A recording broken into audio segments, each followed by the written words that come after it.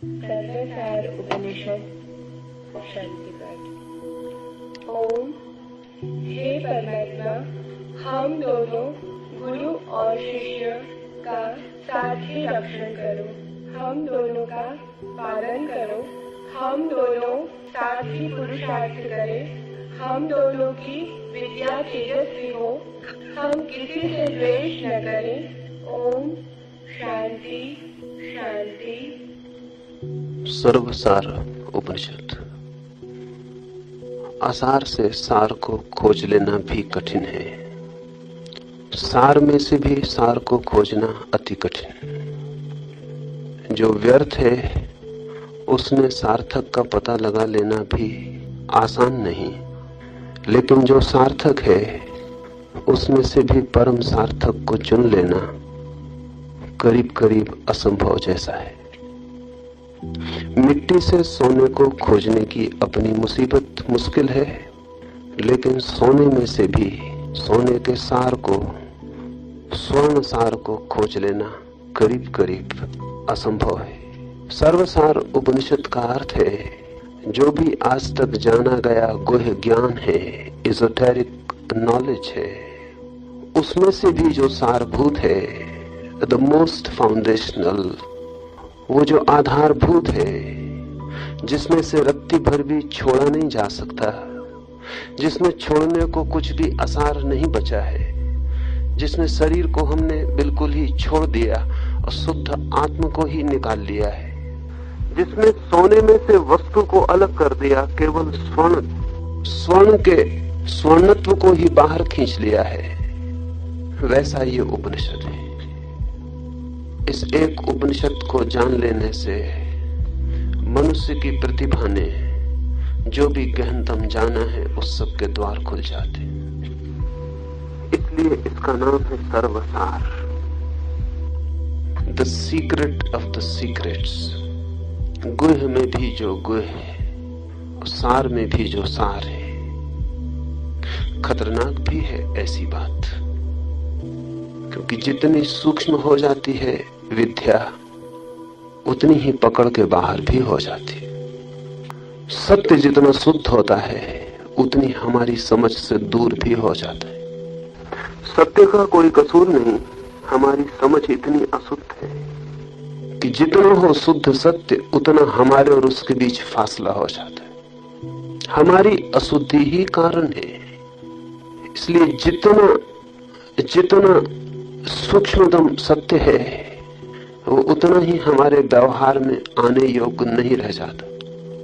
इसलिए इस देश में जीवन का परम ज्ञान खोजा गया, लेकिन हम उसकी चर्चा ही करने में समय को व्यतीत करते रहे हैं। उसे जीवन में उतारना ख्याल में ही नहीं आता।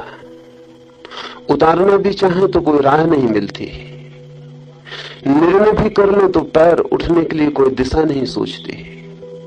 इतना गहन है, इतना सूक्ष्म है कि हम आशा ही छोड़ देते हैं कि उसे जीवन में उतारा जा सकेगा। फिर अपने को धोखा देने के लिए हम चर्चा करके मन को समझा लेते हैं। तो हम चर्चा करते रहे सदियों तक, और जिस संबंध की हमने चर्चा की है वो ऐसा है जिसे चर्चा से समझा नहीं जा सकता। जिसे जिए हम तो ही जान सकते हैं, जीना ही उसे जानने की विधि है। चले उस पर तो ही समझ पाते हैं, चलना ही समझना है। कुछ आयाम है गहन जहां जानने और जीने में फर्क नहीं होता, जहां to know and to be are one and the same, जहां to be is the only way to know, जहां हो जाए तो ही जान पाए, लेकिन होना कठिन मालूम होता है और जानना हमें सरल मालूम होता है, क्योंकि जानने से कुल इतना अर्थ होता है कि हम कुछ शब्द जान लें, कुछ सिद्धांत जान लें, कुछ फलसफा, कुछ शास्त्र। बुद्धि भर जाएगी शब्दों से, सिद्धांतों से, हृदय खाली रह जाएगा। और भरी बुद्धि और खाली हृदय जितनी खतरनाक स्थिति है उतनी कोई और स्थिति खतरनाक नहीं है, क्योंकि भरी बुद्धि से धोखा होता है कि पा लिया मैंने, जबकि मिला कुछ भी नहीं होता। भरी बुद्धि से लगता है भर गया मैं, जबकि भीतर सब रिक्त, कोरा, दीन और दरिद्र होता है। भिक्षुक के पात्र की तरह भीतर आत्मा होती, लेकिन बुद्धि को सम्राट होने का भ्रम हो जाता। तो बुद्धि से जितने लोग भ्रमित होते हैं उतने लोग अज्ञान से भ्रमित नहीं होते हैं। और बुद्धि की नाव में बैठे लोग जितने डूबते हैं उतनी कागज की नाव में भी बैठे तो डूबने की उम्मीद नहीं है, क्योंकि लगता ऐसा है जाना और जान बिल्कुल नहीं पाते हैं। इसलिए मैंने कहा कि सर्वसार उपनिषद जैसे ज्ञान के जो सूक्ष्म सूत्र हैं वे खतरनाक भी हैं, क्योंकि डर यह है कि हम उन्हें विचारणा का विषय बना लें, सोचें समझें और उनसे मुक्त हो जाएं। इसलिए पहले ही आपसे कह दूं, उपनिषद की बात में पढ़ना आग के साथ खेलने जैसा है। बिना बदले उपनिषद नहीं समझा जा सकता है। इसे थोड़ा ऐसा लें, कुछ तो ऐसे ज्ञान हैं, हम जैसे हैं वैसे ही बने रहें तो भी ज्ञान अर्जित किया जा सकता है। एक व्यक्ति गणित सीखे कि इतिहास सीखे कि कुछ और, उस व्यक्ति को इस सीखने के लिए बदलने की जरूरत नहीं। वो व्यक्ति वही बना रहे जो था, सीखना संग्रहित होता चला जाएगा। उस व्यक्ति की आत्मा को किसी रूपांतरण से गुजरने की जरूरत नहीं है। उस आदमी को बदलाहट आवश्यक नहीं है, वह आदमी जैसा था वैसा ही रहे। ज्ञान इकट्ठा हो जाएगा। इतिहासज्ञ होने के लिए कोई आत्मक्रांति नहीं चाहिए, और न गणितज्ञ होने के लिए, और न वैज्ञानिक होने के लिए। लेकिन धर्म का मामला बिल्कुल ही भिन्न है। वहां ज्ञान के पहले रूपांतरण चाहिए। वहां आदमी बदले नहीं तो समझ ही नहीं पाएगा, बदले तो ही समझ पाएगा। वहां पहली जो प्रक्रिया है बदलाहट की, वो भीतर अंतस में ना हो तो बुद्धि का संग्रह काम नहीं पड़ता है। धोखा, डिसेप्शन हो जाता है, आत्मवंचना हो जाती।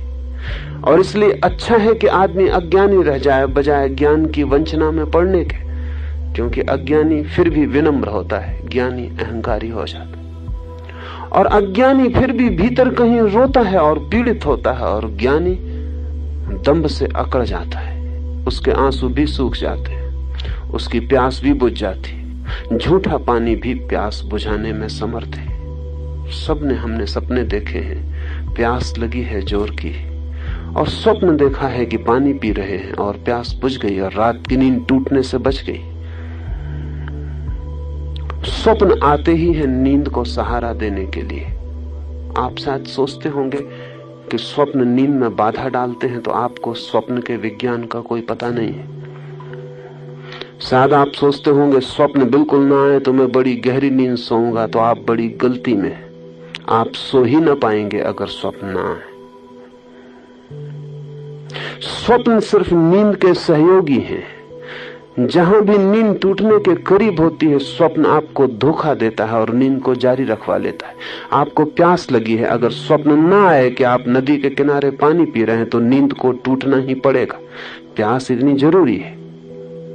लेकिन आप एक स्वप्न देखते हैं कि नदी के तट पर हैं, सरोवर में स्नान कर रहे हैं और भरपूर जितना पानी पीना हो पी सकते हैं, पी ले। स्वप्न देख लिया, प्यास बुझ गई कहना ठीक नहीं, बुझी मालूम हुई, नींद जारी हो गई। भूख लगी है, राजमहल में निमंत्रण मिल जाता है स्वप्न में। स्वप्न टूटने से बच जाता है। काम वासना को दबाया है, उभरती है स्वप्न। भिखारी को भी सुंदरियों से मिला देता है, नींद अपनी जगह वापस सक्रिय हो जाती। जैसे हम स्वप्न में झूठे पानी से प्यास मिटा लेते हैं, वैसे ही जिसे हम जागरण कहते हैं, वो भी ये उपनिषद आगे कहेगा कि एक स्वप्न भर है। उसमें भी हम ज्ञान की झूठी संग्रह, ज्ञान की झूठी स्मृति, ज्ञान के झूठे बोध से अज्ञान को छिपा लेते, नींद टूटने से बच जाती।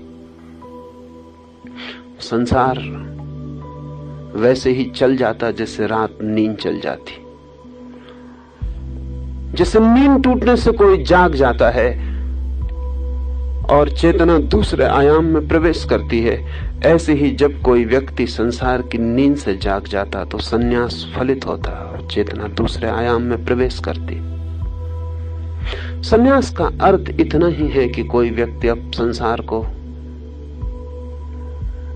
निद्रा की भांति चलाने को तैयार नहीं, अब वो जाग कर जीना चाहता है, बस इतना ही।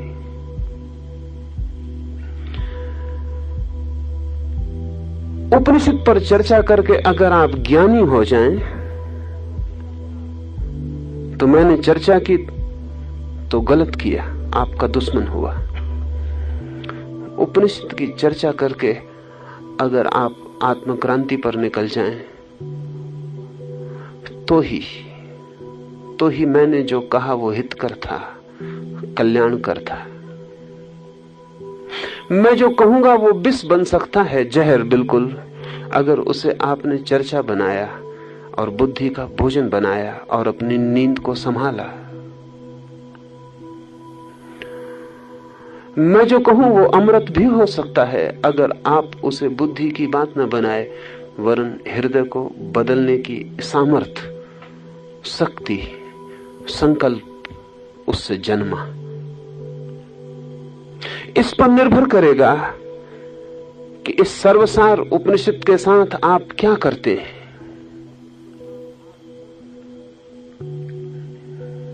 यहां से कुछ थोड़ी सी बातें सीखकर आप लौट जाएंगे तो ये अच्छा नहीं हुआ, अच्छा था आप आए ही ना होते। आप कुछ जानकर लौट जाएंगे, थोड़े और ज्ञानी होकर लौट जाएंगे तो आप व्यर्थ ही आए और व्यर्थ ही गए। नहीं, आपके ज्ञान में थोड़ी जानकारी को जोड़ देने का कोई भी प्रयोजन और कोई आकांक्षा नहीं। आप थोड़े से बदल कर जाएं, थोड़े कुछ और होकर आपकी दृष्टि बदले, स्मृति नहीं। आपकी प्रज्ञा बदले, आपकी जानकारी नहीं। आप बढ़े, आपकी बुद्धि नहीं। And there are two dimensions of growth, one of knowledge and one of being. You can know more and more and more and still remain the same.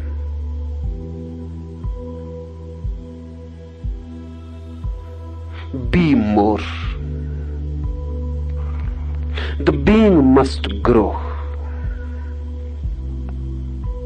Not knowledge, not accumulation, not information, but being.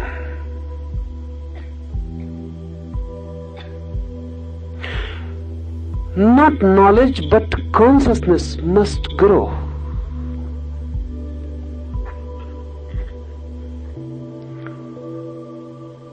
And only that growth, which is of consciousness, is spiritual. All else that just adds to your knowledge is nothing but a burden.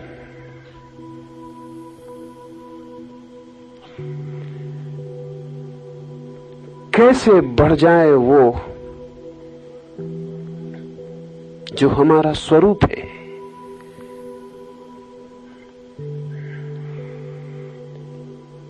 जानना नहीं, मेरा होना ही कैसे बढ़ जाए।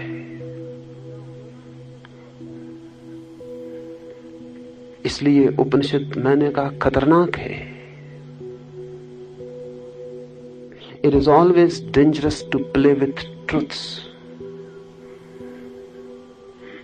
because they will destroy you as you are. They will give you a rebirth.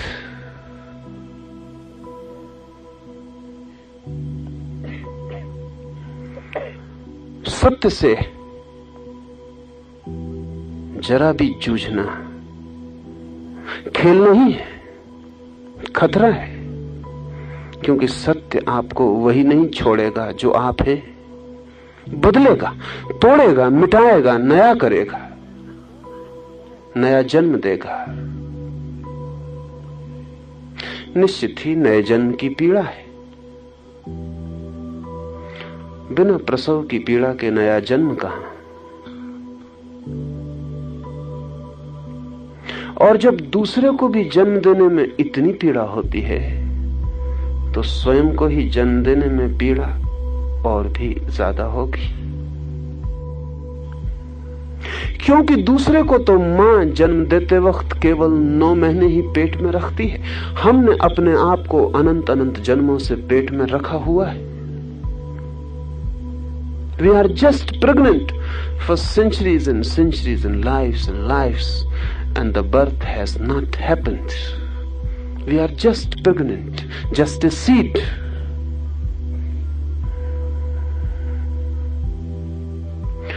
तो जन्मों जन्मों से जो केवल गर्भ है, अभी बीज ही है, अभी अनंत जन्मों हमने अपने को अपने ही गर्भ में रखा, अभी जन्म हमारा हुआ नहीं। वैसे ही जैसे कोई तितली अपने शंख में बंद है, जन्मों जन्मों से शंख टूटा नहीं, तितली उड़ी नहीं, उसने पंख आकाश में खोले नहीं। ऐसे ही हम अपने में बंद हैं। ये उपनिषद उस विज्ञान की बात है जिससे उस अंडे को तोड़ा जा सके, उस गर्भ को मिटाया जा सके। जैसे हमने अब तक अपना जीवन समझा, जो कि हमारा जन्म भी नहीं है। बीज का भी कोई जीवन होता है, बीज होता है जरूर, पर बीज का कोई जीवन होता है? जीवन होता है वृक्ष का, बीज का भी कोई जीवन है? सिर्फ एक संभावना, मात्र एक आशा, मात्र भविष्य। वर्तमान तो बीज का कुछ भी नहीं,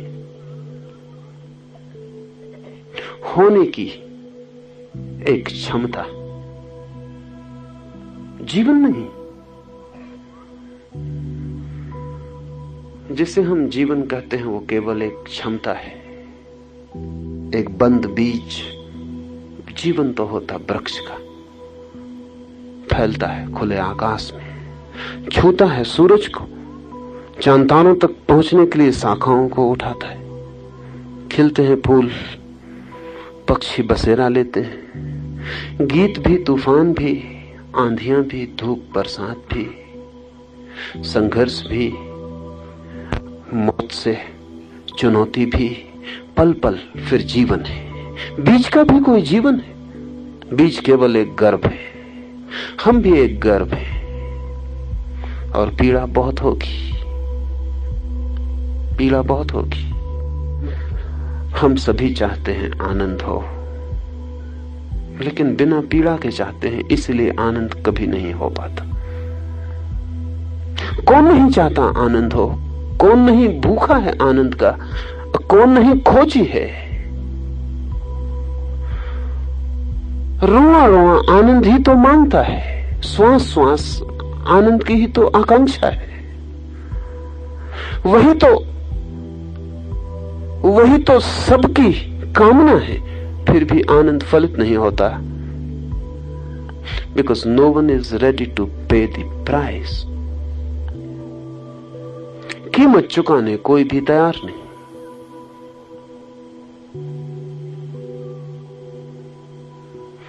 And before one comes to that bliss, which is our seeking, one has to pass through a deep suffering. That deep suffering is a must. That is the birth pain. You cannot escape it. उससे हम बचना चाहते हैं, पीड़ा से हम बचना चाहते हैं। हम उस मां की तरह हैं जो प्रसव पीड़ा से बचना चाहती है। शायद आज नहीं कल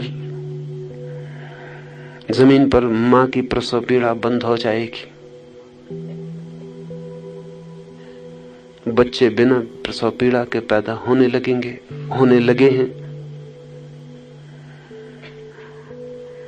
लेकिन ऐसा दिन कभी भी नहीं आ सकता जब आदमी अपनी आत्मा के पुनर्जन्म में प्रवेश करे, अपनी आत्मा को नया जन्म दे, तो वो बिना प्रसव पीड़ा के हो जाए।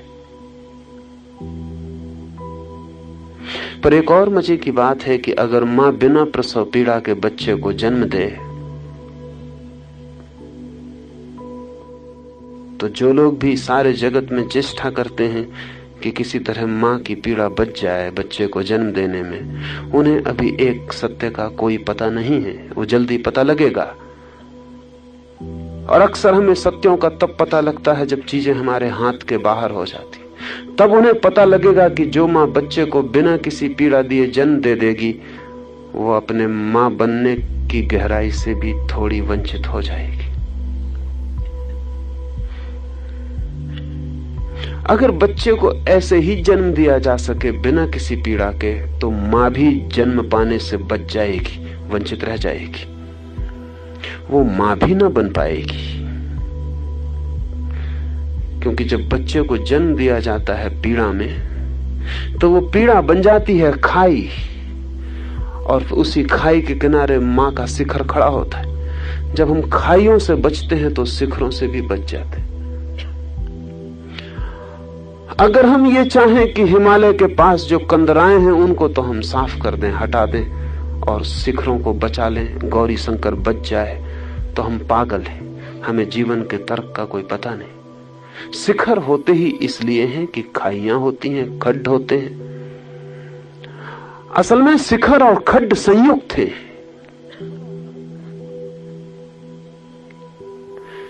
आदमी लेकिन भूलें करता है निरंतर एक जैसी। आदमी ने सोचा कि हम सब दुख मिटा दें तो बहुत सुख हो जाएगा, लेकिन बड़े मजे की बात है, जब सब दुख मिट जाते हैं तो पता चलता है कोई सुख बचा नहीं,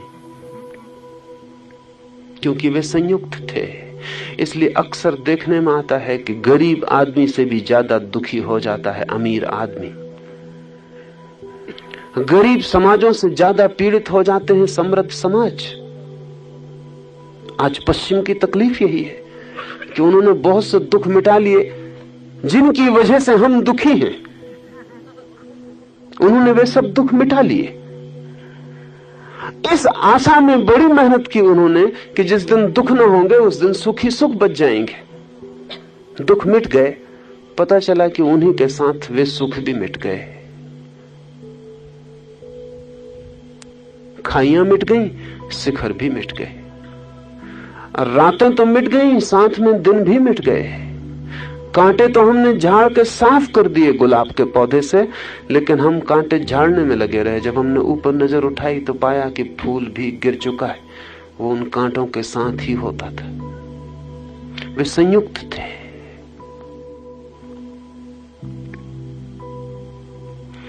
लेकिन यह कभी हो सकता है कि बच्चे बिना पीड़ा के पैदा होने लगे। ये कभी नहीं हो सकता कि आदमी अपने नए जीवन को बिना पीड़ा के पाले। ये नहीं हो सकता। इसका कारण है, इसका कारण है कि हम जो भी अब तक हैं,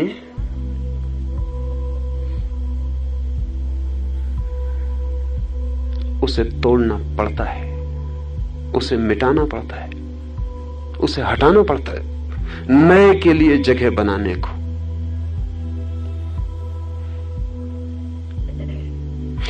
मां की तकलीफ बच्चे को जन्म देने में स्वयं को मिटाने की नहीं है।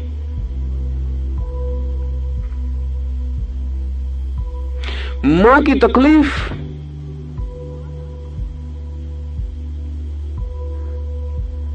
एक नई चीज उससे छुटकारा पा रही है, उससे मुक्त हो रही है। उसका झटका है, उसका धक्का है। लेकिन जब कोई व्यक्ति अपने को जन्म देता है, तब कोई और चीज को वो जन्म नहीं दे रहा है। तब वो दोहरा काम कर रहा है, अपने को मिटा रहा है, समाप्त कर रहा है। और जिस मात्रा में वो अपने को मिटाता है और समाप्त करता है, उसी मात्रा में नए जीवन का आविर्भाव होता है। इसलिए मैंने कहा ये उपनिषद की शिक्षा खतरनाक है। आत्म क्रांति की पीड़ा के लिए तैयार होना जरूरी है। उसी पीड़ा के भय से ऋषि का पहला सूत्र समझे। हे परमात्मा, हम दोनों की रक्षा करना। What this prayer? ये प्रार्थना क्यों? ये ऋषि शुरू में ही इस उपनिषद के परमात्मा से रक्षण की प्रार्थना क्यों करता है? क्या आप सोचते हैं इसके मकान पर छप्पर न रहा होगा?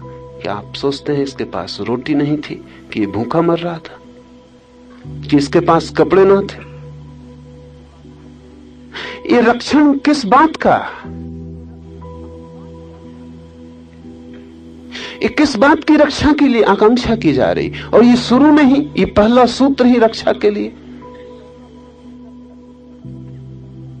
जिस यात्रा पर ऋषि जा रहा है आगे, वो मृत्यु है, क्योंकि उसी के बाद नया जीवन है। और ये तो पक्का पता है कि मैं मरूंगा, ये पक्का पता नहीं है कि मैं उसके बाद जन्मूंगा। वो अज्ञात है। मेरी रक्षा करना। परमात्मा से प्रार्थना कर रहा है कि अज्ञात में उतरता हूं। आज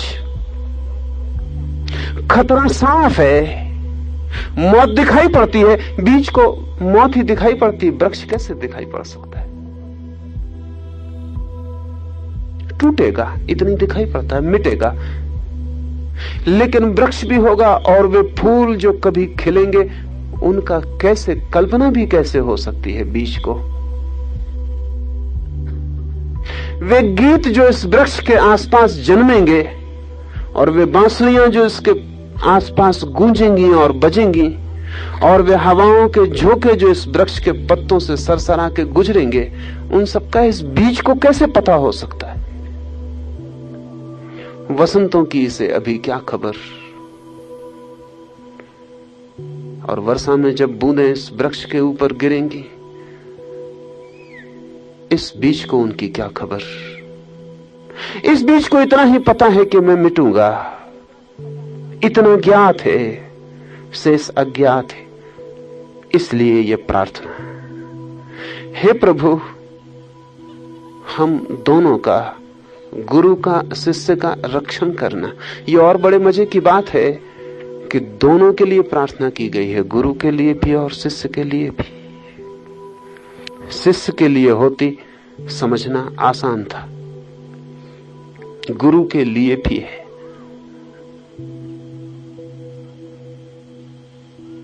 ये जरा कठिन मालूम पड़ता है। शिष्य के लिए समझ में आती है जो अभी सीख ही रहा है, जो अभी कदम उठा ही रहा है, जो अभी नाव छोड़ने के ही करीब है अज्ञात में। वो प्रार्थना करे रक्षण की, सुरक्षा की। लेकिन गुरु के लिए प्रार्थना क्या? हम दोनों की क्या बात है? कुछ बात है। और बात यह है कि गुरु और शिष्य का संबंध इतना गहरा है कि एक भी डूबे तो दूसरा डूबेगा ही, बचना फिर मुश्किल है। वो संबंध इतना इंटीमेट है कि उतना इंटीमेट, उतना निकट संबंध इस जगत में दूसरा नहीं होता। न पति का, न पत्नी का, न मां का, न बेटे का, न भाई का और भाई का, न मित्र का।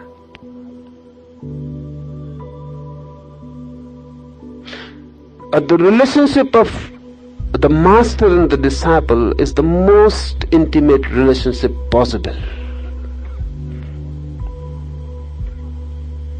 Because bodies are not related but spirits.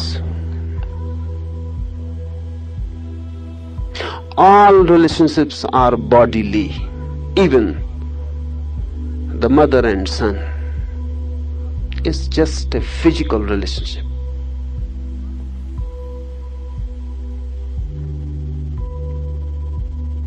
the lover and the beloved is still something earthly. The only relationship on the earth which is unearthly is of a master and a disciple.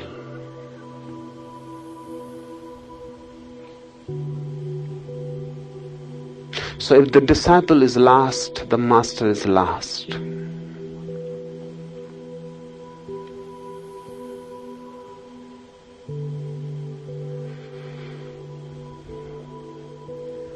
इतना निकट है दोनों का संबंध कि एक डूबा कि दूसरा डूबा।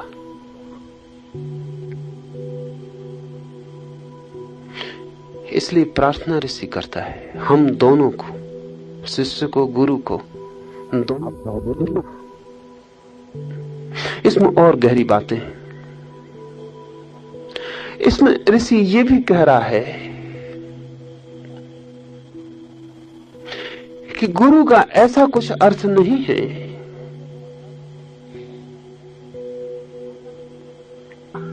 कि वो नहीं डूब सकता। ये बहुत सोचने जैसी बात है। गुरु का कुछ ऐसा अर्थ नहीं है कि वो नहीं डूब सकता। असल में अगर कभी भी किसी की ऐसी स्थिति बन जाए कि अब वो डूब नहीं सकता, भटक नहीं सकता, खो नहीं सकता अंधेरे में, तो वो करीब करीब मुर्दा हो चुका होगा। जीवन सदा ही खो जाने की संभावना है, सदा ही। वही जीवंत होने का अर्थ है। बुद्ध का पैर भी गलत पड़ सकता है, नहीं पड़ता ये दूसरी बात है, नहीं पड़ेगा ये दूसरी बात है, नहीं पड़ा है कभी ये भी दूसरी बात है, पड़ सकता है। फिर से कहूं, नहीं पड़ता है, नहीं पड़ा है, नहीं कोई ऐतिहासिक उल्लेख नहीं कि बुद्ध का पैर कभी चूका हो। लेकिन जब बुद्ध परमात्मा से प्रार्थना में हो तब वो भी कहेंगे मेरी रक्षा करना। चूक सकता है। और मजा यह है कि जो ऐसी प्रार्थना करता है उसका नहीं चूकता है, और जो ऐसी प्रार्थना नहीं करता उसका निश्चित ही चूक जाता है, क्योंकि अहंकार ही चूक है।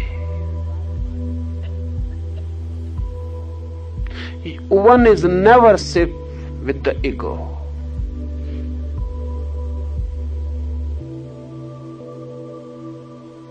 The ego is the source of all errors.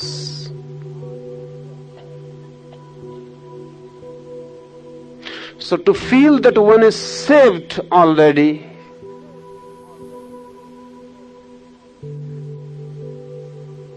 means that one is still prone. One is still tending to fall down back.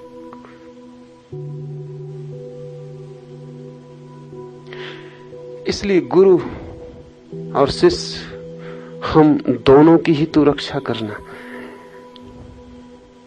शिष्य की प्रार्थना तो साधारण है, पर गुरु का संयुक्त होना बहुत असाधारण है। और ऐसे ही व्यक्ति को हम गुरु कहते थे जिसको गुरु होने का भाव ना हो। जिसे गुरु होने का भाव ना हो वही गुरु है, और जिसे गुरु होने का भाव हो वो तो अभी शिष्य होने के भी योग्य नहीं।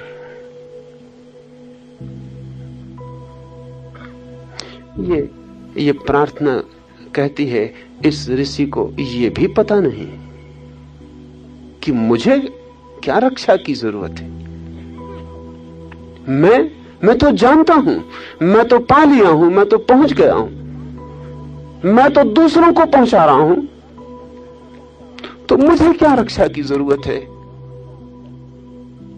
इसे ऐसा कोई भी ख्याल नहीं है। ये कहता हम दोनों की रक्षा करना, और यही अपूर्व विनम्रता उसके गुरु होने का रहस्य और राज है। हम भरोसा कर सकते हैं कि यह आदमी गहरी बातें कह सकेगा। हम भरोसा कर सकते हैं कि इस आदमी के पीछे अगर कोई आंख बंद करके भी चल जाए तो पहुंच जाएगा। इस आदमी के पीछे अगर कोई आंख बंद करके भी चल जाए तो पहुंच जाएगा। और तथाकथित गुरुओं का अगर कोई आंख खोल के भी बड़ी बुद्धिमानी से पीछा करे तो भी गड्ढे में ही पहुंचने के अतिरिक्त तो और कहीं पहुंचने का उपाय नहीं।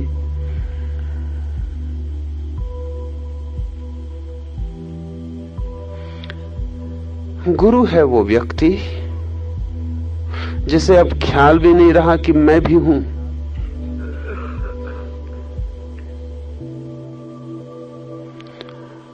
ऐसी शून्यता प्रार्थना से भरी ही हो सकती है, और कोई उपाय नहीं, और कोई अन्यथा होने के लिए गति नहीं। हम दोनों की रक्षा करना, हम दोनों का पालन करना,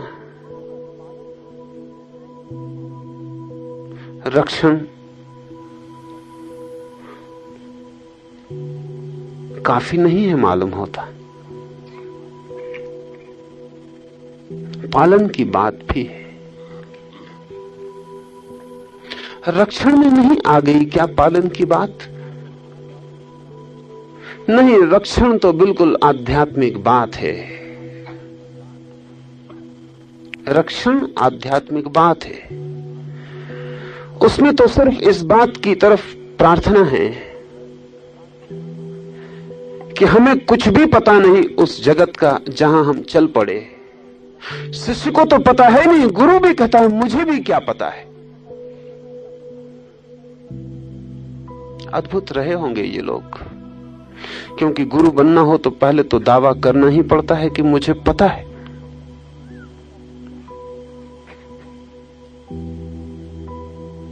नहीं तो कौन गुरु मानेगा? एक शिष्य बनाना मुश्किल है अगर गुरु दावा ना करे कि मुझे पता है।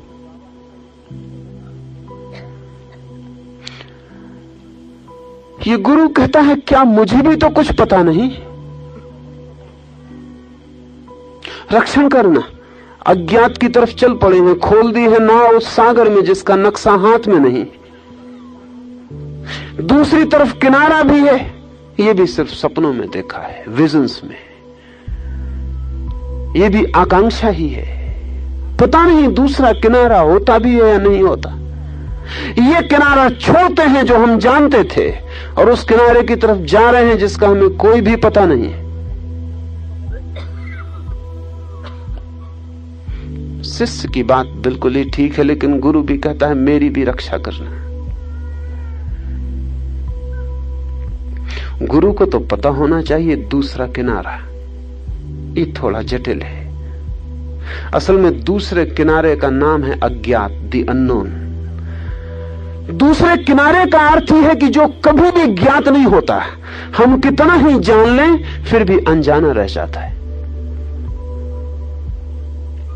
Rather, the more we know it, the more unknown it becomes. The other source means the unknown. Not only the unknown, but the unknowable.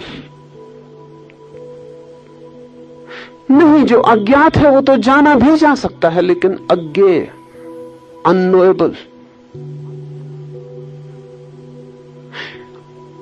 कितना ही जान लेते हैं और फिर भी लगता है अनजाना रह गया।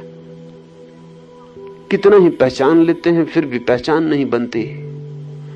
आलिंगन हो जाता है फिर भी स्पर्श नहीं होता। छू लेते हैं, पकड़ लेते हैं, फिर भी पकड़ में कुछ आता नहीं।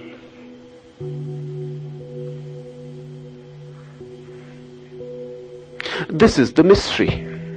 This is what makes this type of knowledge esoteric. This is what mystery means. One knows and still remains ignorant.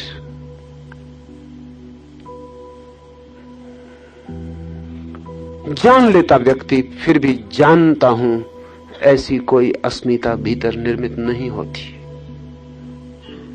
इसलिए गुरु कहता है कि मेरी भी रक्षा करना। लेकिन रक्षण तो ठीक है, अज्ञात है, यात्रा अनजान है, राह है, दूसरे किनारे का पता नहीं, मंजिल है धुंधली, रक्षा करना।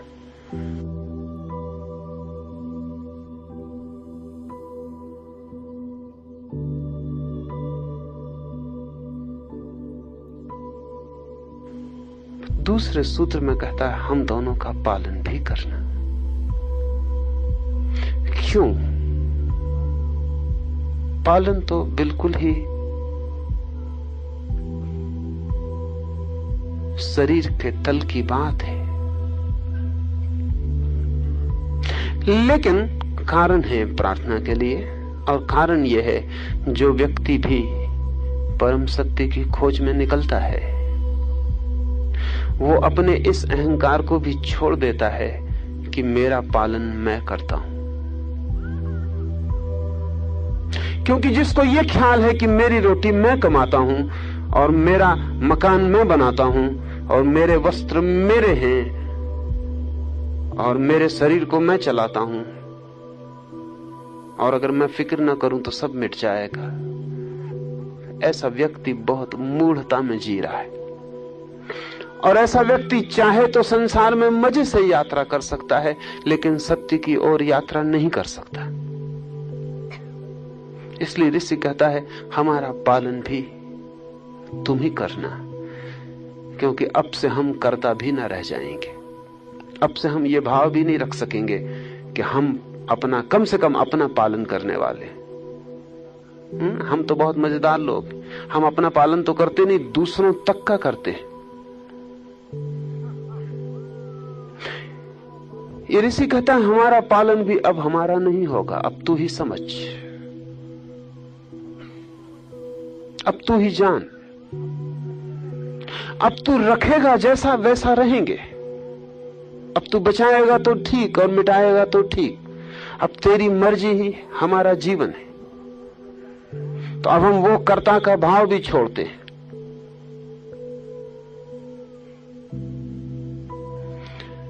ये भाव छोड़ना कीमती है, क्योंकि यात्रा में सहयोगी होता है।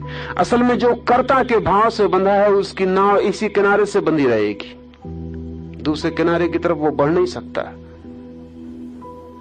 सब खूंटियां उखाड़ लेनी पड़ेंगी इस किनारे से, एक भी खूंटी गड़ी रखनी खतरनाक है। अहंकार किसी भी तरह निर्मित होता हो तो खूंटी बन जाता है। इतना भी काफी है कि मैं अपना खुद कमाता हूं, खुद खाता हूं,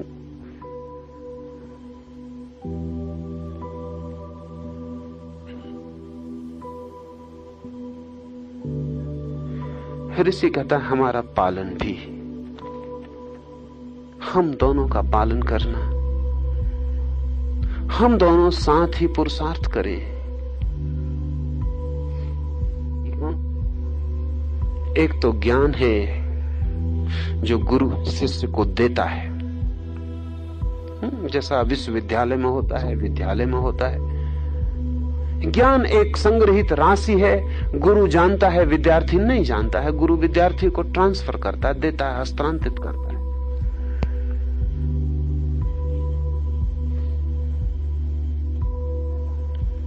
गुरु देता है, शिष्य लेता है। इसको हम जानते हैं भली भांति। ऐसा ज्ञान वस्तु की भांति है, धन की भांति है। मेरे हाथ में है, मैंने दे दी। बाप के हाथ में पैसा है, वो बेटे को दे देता है। गुरु के हाथ में ज्ञान है, वो शिष्य को दे देता है। ये ट्रांसफर है। लेकिन एक ऐसा ज्ञान है जो ट्रांसफरेबल नहीं है। एक ऐसा ज्ञान है जो गुरु देता नहीं, दे नहीं सकता, जिसे देने का कोई उपाय ही नहीं है। हाँ, दोनों अगर साथ साथ पुरुषार्थ करें तो शायद विद्यार्थी तक संक्रमित हो जाता है। इस फर्क को समझ लें।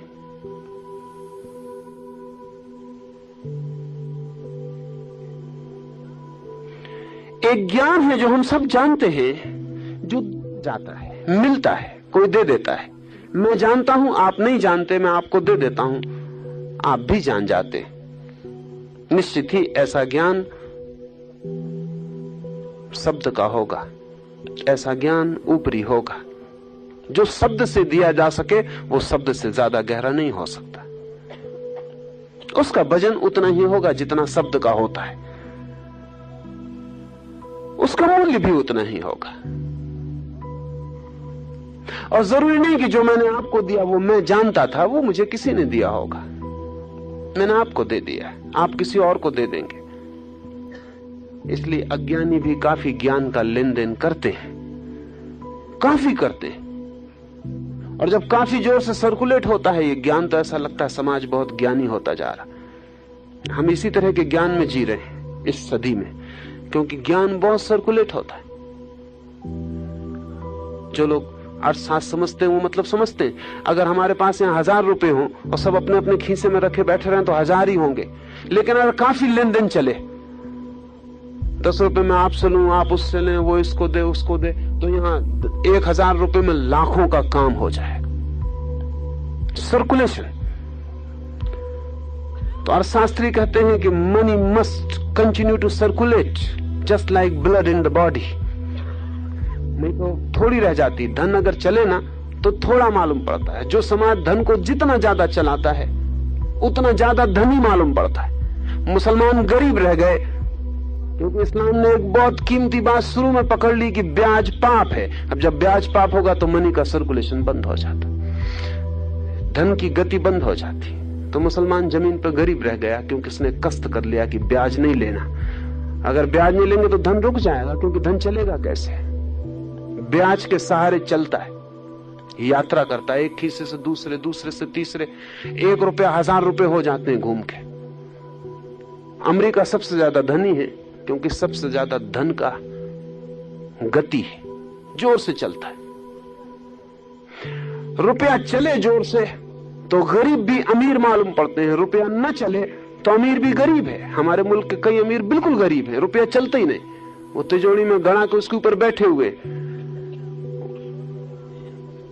तिजोरी अगर आप नीचे से निकाल लें तो भी उनकी अमीरी में कोई फर्क नहीं पड़ेगा। पता भर नहीं चलना चाहिए कि तिजोरी निकल गई, ख्याल काफी है कि तिजोरी नीचे है, बस तो वो अमीर है। अमीर भी गरीब हो सकता है अगर धन न चले, और धन चले तो गरीब भी अमीर मालूम हो सकता है। ज्ञान भी ऐसा ही है, जोर से चलता है। यूनिवर्सल एजुकेशन है, सारी दुनिया में अब शिक्षा है। ज्ञान जोर से चलता है, एक इसको देता है, दूसरा उसको देता है, तीसरा उसको देता है, सब एक दूसरे को ज्ञान देते चले जाते हैं। ऐसा लगता है कि भारी ज्ञान है, और ज्ञान बिल्कुल नहीं। जिस ज्ञान की ऋषि बात कर रहे हैं वो ऐसा ज्ञान नहीं है जो कोई आपको दे सके। This knowledge can not be circulated like money. This knowledge cannot be transferred. Then what to do? What the master should do with the disciple? The master prays only that give us strength. We should endeavor together. We should make an effort together.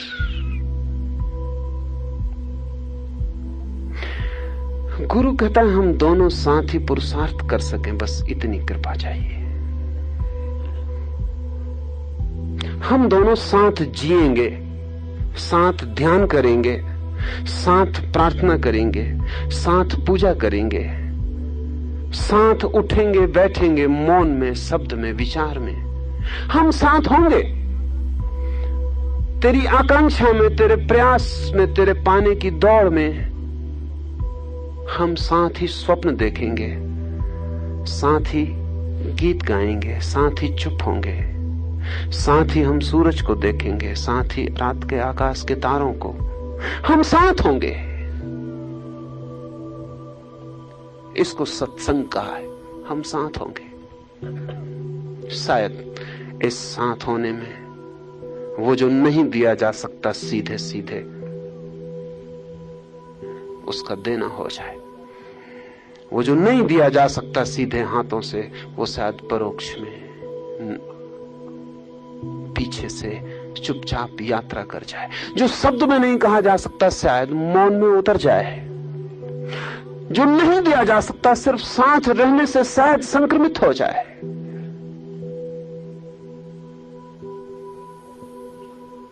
बोधि धर्म हिंदुस्तान से गया चीन 1400 वर्ष पहले।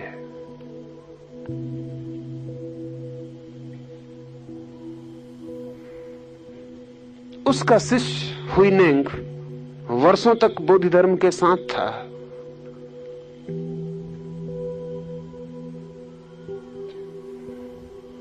हुइनेंग अनेक बार पूछा कि कब देंगे, वो ज्ञान कब देंगे।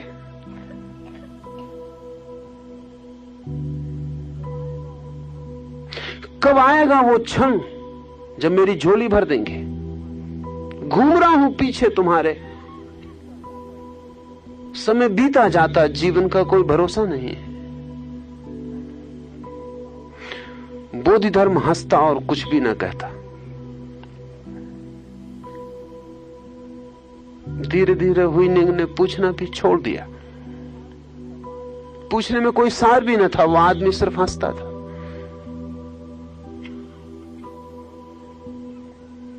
और फिर एक दिन वो घटना घटी कि आधी रात हुइनेंग उठा और बोधि धर्म को हिलाने लगा कि कम से कम देने के पहले कह तो देते। और ये क्या वक्त चुना, आधी रात सोते में। बोधि धर्म फिर भी हंसा। उसने कहा चुपचाप सो जाओ। फिर भी हंसा, वैसा ही हंसा जैसे पहले हंसता था। फिर अब ये बार बार हुइनेंग उससे पूछने लगा, कुछ तो बताओ, कैसे दिया ये कैसा मिला मुझे? कुछ तो पहले कहते, कुछ तो बताते। भर दिया पूरा और खबर भी ना दी। तो बोधि धर्म कहता, मुझे भी कहां पता था किस क्षण ये घटना घटेगी। दिस ट्रांसमिशन, ये कब होगा ये किसी को भी पता नहीं। बट वी एंडेवर्ड टुगेदर, पर हम साथ साथ चले, उठे, बैठे, साथ साथ जिए। हो जाएगा। अगर बुझे दिए को हम जले हुए दिए के पास रखते हैं, कब किस झोंके में, हवा की किस लहर में जलती लौ बुझे हुए दिए के करीब आ जाएगी, कब नहीं कहा जा सकता। और कब दूसरा दिया भी जल उठेगा और ज्योति पकड़ लेगा। बस ऐसी ही घटना घटती है। तो गुरु कहता, हम दोनों साथ साथ पुरुषार्थ करें तो शायद वो घटना घट जाए। जो नहीं दिया जा सकता वो दे दिया जाए। लेकिन वो घटना इतनी ही मांग करती है कि दो, वो जो जानता है वो और जो नहीं जानता वो जैसे हम गुरु कह रहे वो और जैसे हम शिष्य कह रहे वो साथ होने को राजी हो जाएं।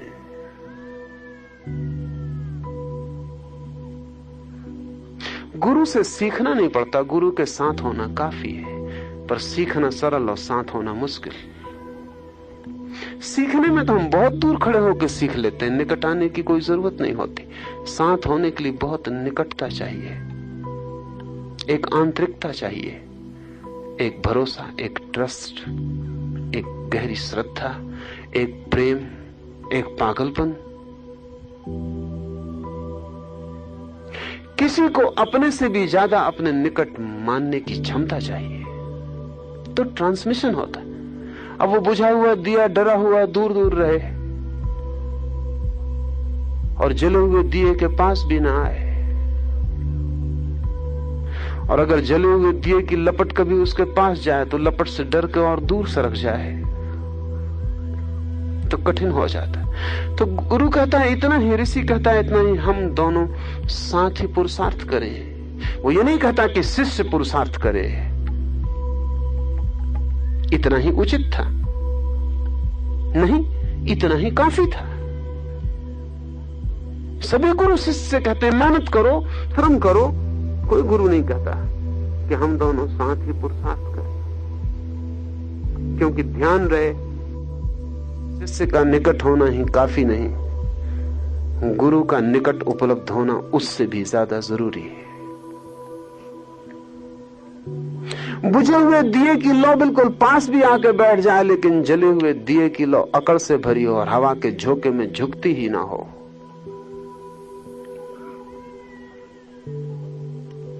अपनी अकड़ में बंद हो, क्लोज्ड हो, तो कुछ भी ना होगा। गुरु अपने को गुरु समझता हो तो कुछ भी ना होगा, क्योंकि वो देने को तैयार है, लेकिन साथ होने को तैयार नहीं है, और साथ हुए बिना दिया नहीं जा सकता।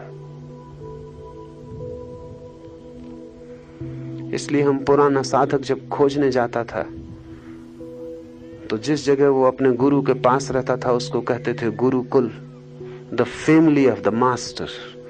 वो केवल गुरु का परिवार था, उसमें जाके वो सम्मिलित हो जाता था, ए मेंबर ऑफ द फैमिली।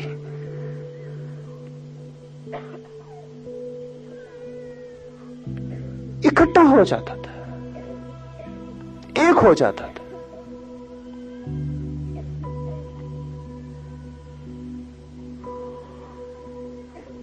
पर यह निकटता दोहरी है, सभी निकटताएं दोहरी होती हैं। इसलिए गुरु कहता हम दोनों एक साथ पुरुषार्थ करें, पराक्रम करें, श्रम करें, साधना करें। गुरु की भी बड़ी साधना है। सभी जानने वाले गुरु नहीं हो पाते हैं, इसे ठीक से समझ लें। इस जमीन पर बहुत लोग जान लेते हैं लेकिन जना नहीं पाते। जान लेना इतना कठिन नहीं। बुद्ध से किसी ने आकर पूछा है एक दिन कि 10,000 भिक्षु हैं आपके पास, वर्षों से आप इन्हें समझाते, सिखाते, चलाते साधना के पथ पर, कितने लोग इनमें से आप जैसे हो गए, कितने लोग बुद्ध बन गए?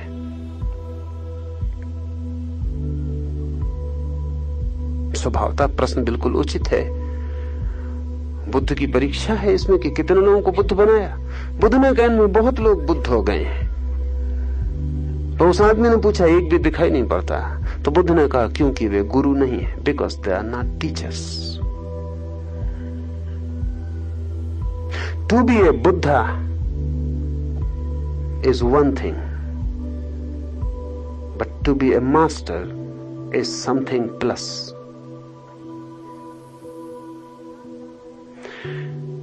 जाग जाना एक बात है, लेकिन दूसरे को जगाना बिल्कुल दूसरी बात है। जरूरी नहीं कि जागा हुआ दूसरों को जगा ही पाए,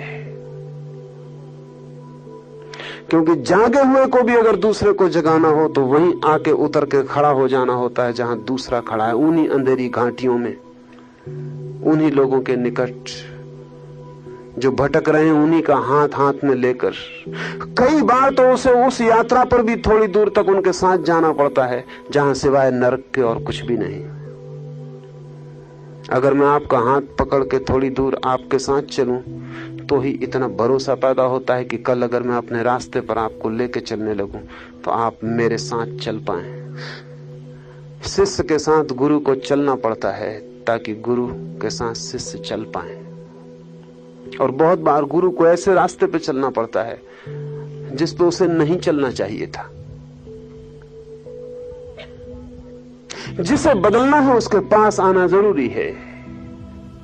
इसलिए गुरु कहता है हम दोनों साथ ही पराक्रम करें, पुरुषार्थ करें, हम दोनों साथ ही साधना करें।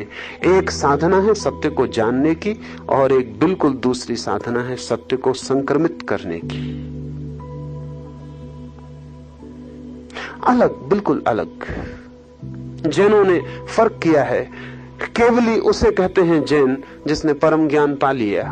तीर्थंकर उसे कहते हैं जिसने परम ज्ञान पाया और जो शिक्षक भी है, गुरु भी है, तो वो तीर्थंकर है। तीर्थंकर और केवली में और कोई फर्क नहीं है। केवली वो है जिसने ज्ञान पा लिया, द अल्टीमेट नॉलेज उसके पास है, लेकिन वो गुरु नहीं है। He can not transfer it. वो दूसरे को नहीं दे पाता, उसे समझ ही नहीं पड़ता कि दूसरे को कैसे दे। इसे ऐसा समझें, इस जमीन पर ऐसे बहुत कम लोग हैं जिनके जीवन में कविता का जन्म नहीं होता। कभी ना कभी कोई गीत की कड़ी भीतर गूंज के जन्म लेने लगती, लेकिन कवि बहुत कम है। गुनगुनाहट तो बहुत लोगों को होती है, लेकिन इससे ही कोई संगीतज्ञ नहीं हो जाता। अगर आपके भीतर संगीत भी जन्म जाए तो भी आप उसे गा पाएंगे बाहर, ये जरूरी नहीं है। इसलिए बहुत बार आपको ऐसा लगता है किसी की कविता को देख करके, अरे ये तो वही है जो मैंने कभी बनाई होती, ये गीत वही है जैसा मैंने गाया होता, ये धुन तो ठीक वही है जो कई बार मेरे भीतर गूंज गई, जिसे मैं बाहर नहीं ला पाया। किसी चित्रकार का चित्र देखकर कभी लगता है कि ये तो मैं भी चित्र बनाना चाहता था, किसी और ने बनाया। सच तो यह है कि जब आप किसी का चित्र पसंद करते हैं तो उस पसंद का इसके सिवाय और कोई मतलब नहीं होता कि अगर आप बना सकते तो आपने इसे बनाया होता। आपकी ही प्रतिध्वनि, लेकिन आप नहीं कर पाए।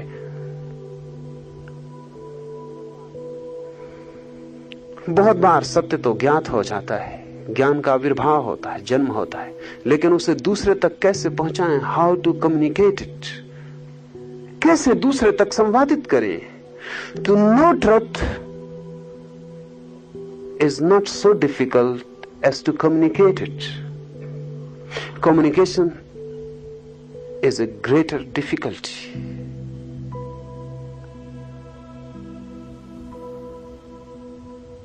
Because the other comes in. In knowing, you are alone. But in communication, the other comes in. And when you are trying to communicate, the other has to be considered. It becomes difficult. So there are many enlightened persons, but not so many masters. गुरु बड़ी अलग बात है, और गुरु वही हो सकता है जो शिष्य के साथ पुनः साधना करने को तैयार है। पुनः गुरु वही हो सकता है जो शिष्य के साथ पहले कदम से फिर चलने को राजी, आबासा से फिर यात्रा शुरू करने को राजी। फिर शिष्य का हाथ पकड़ के जो वहां से शुरू कर सकता है जहां से अब उसे शुरू करने की कोई जरूरत नहीं, जो मंजिल पे खड़ा है और मंजिल पे खड़े होकर जो यात्रा के पहले कदम को उठाने का शिष्य के साथ साहस जुटा सकता है, वही केवल गुरु हो पाता है। इसलिए गुरु कहता हम दोनों साथ ही पुरुषार्थ करें, हम दोनों की विद्या तेजस्वी हो, हम दोनों की, कहीं नहीं चला जाता, हम दोनों की विद्या तेजस्वी हो।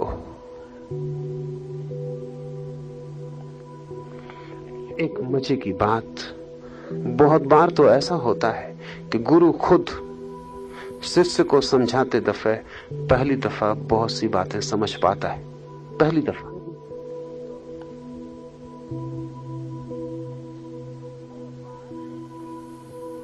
बहुत बार किसी को समझाना ही स्वयं समझने का सुगमतम मार्ग है। बहुत बार सत्य की जब अनुभूति भीतर होती है तो अनुभूति तो हो जाती है, लेकिन अनुभूति करने वाला खुद भी उसे पूरा नहीं समझ पाता कि क्या हो गया, what has happened. The thing has happened, the explosion has happened, but even the person is not able to grasp the totality of it. What has happened? Buddha remained silent for 7 days after his enlightenment. Why? One of the reasons amongst many is this. For 7 days he tried to comprehend what has happened. क्या हुआ? घट गई घटना। 7 दिन बुद्ध सोचते रहे क्या हुआ। अवाक हो जाता है जब कोई सत्य के समक्ष खड़ा होता पहली बार। दिखता है सब, समझ कुछ भी नहीं आता। सब समझ आता है फिर भी कुछ समझ नहीं आता, कुछ पकड़ नहीं आता। क्या हो गया? जो कल तक था नहीं है, जो नहीं था वो है, जिसे माना था कि ये यथार्थ है वो स्वप्न हो गया, जिसे कभी स्वप्न में भी नहीं जाना था वो आज सत्य की तरह सामने खड़ा है। जो खोजने निकला था वो खो चुका है, और जिसे ये मिला है सत्य, ये कौन है ये भी समझ में नहीं आता। मिस्टर एकहार्ट को जब पहली बार समाधि का अनुभव हुआ तो उसने 2 सवाल पूछे। उसने एक सवाल ये पूछा कि ये क्या हो रहा है, और दूसरा सवाल ये पूछा कि ये किसको हो रहा है। To whom this has happened, what has happened and to whom this has happened। तो उसका एक शिष्य करीब था एकहार्ट का, उसने कहा कम से कम एक बात तो मैं भी आपको कह सकता हूं कि ये आपको हुआ, ये क्या आप पूछते हैं कि किसको हुआ है। एकहार्ट ने कहा तुझे पता नहीं, क्योंकि जो खोजने निकला था वो इस होने में कहीं खो गया, और जिसको ये हुआ है वो उतना ही अपरिचित है मुझे जितना ये जो हुआ है। तो बहुत बार तो जब वो दूसरे को समझाने जाता तभी उसे साफ होता है कि क्या हुआ है। तो गुरु कहता हम दोनों की विद्या तेजस्वी हो, हम दोनों का जानना प्रखर होता जाए, हमारे जानने की धार तेज हो, हमारे ज्ञान की ज्योति और चमके।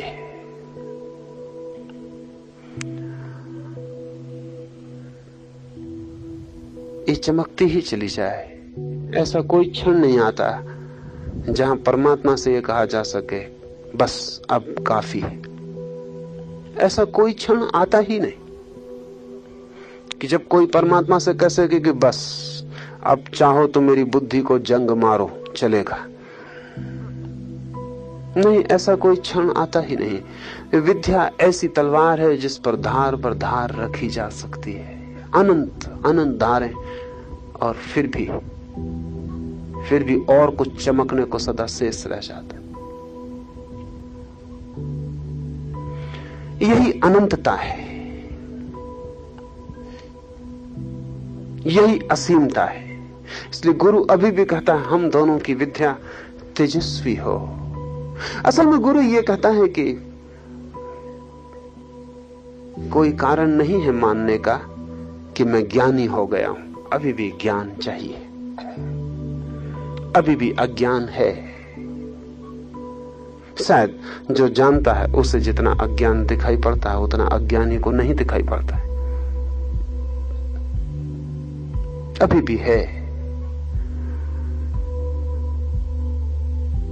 और ऐसा न समझें कि जरूरी है कि अज्ञान रहा हो। ऐसा न समझें कि जरूरी है कि इस व्यक्ति को विद्या की और तेजस्विता चाहिए हो, पर यह प्रार्थना प्रीतिकर और सांकेतिक है। ये कहती है कि प्रतिभा सदा ही विनम्र है, और प्रतिभा प्रार्थना करने में संकोच नहीं करती। सिर्फ कमजोर प्रार्थना करने में डरते हैं। कमजोर मांगने तक की हिम्मत नहीं जुटा पाते।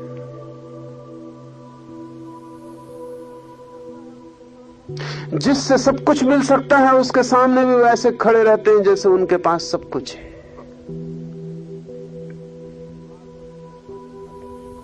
उसके द्वार पर भी वो अपनी अकड़ को कायम करके वापस लौट आते हैं। भिक्षा का पात्र पीछे छिपा रखते हैं कि कहीं वो आगे दिखाई ना पड़ जाए। लेकिन जो जानता है वो ये भी जानता है कि जानना कोई स्टैटिक, कोई स्थिर घटना नहीं है, कोई तालाब जैसी घटना नहीं है। बंध जानना एक सरित प्रवाह है। Knowing is just river like. It goes on and on and on and there is no end to it. कोई अंत नहीं, कोई अंत नहीं। नदी की धार की तरह बढ़ता जाता, बढ़ता जाता, बढ़ता जाता। यही है गरिमा कि ज्ञान का कोई अंत नहीं है। अगर ज्ञान का भी अंत आ जाए